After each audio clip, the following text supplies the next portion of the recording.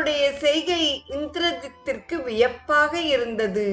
தன்னை பிணைத்திருந்த அஸ்திரம் விடுபட்டு விட்டதை குரங்கு உணரவில்லை என்று நினைத்தான்.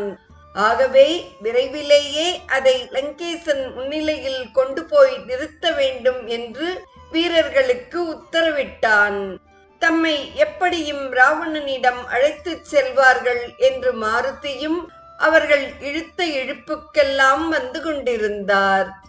அவர்கள் ஆத்திரத்துடன் அவர் முதுகிலே குத்தியும் இடித்தும் துன்புறுத்தி கொண்டு வந்ததை பொறுமையுடன் சகித்து கொண்டிருந்தார்.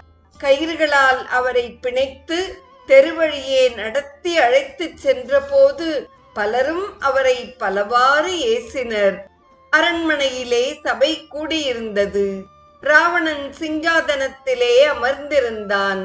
பிரகஸ்தன் முதலான மந்திரிகளும் தங்கள் தங்கள் ஆசனங்களில் அமர்ந்து இந்திரஜித்தின் வருகையை எதிர்பார்த்து கொண்டிருந்தனர். மாபெரும் ஆரவாரத்துடன் வீரர்கள் மாருதியை இழுத்து வந்து சபையின் நடுவில் நிறுத்தினர். அவர் உடலிலே சுற்றியிருந்த கட்டுகளை அவிழ்த்து விட்டனர்.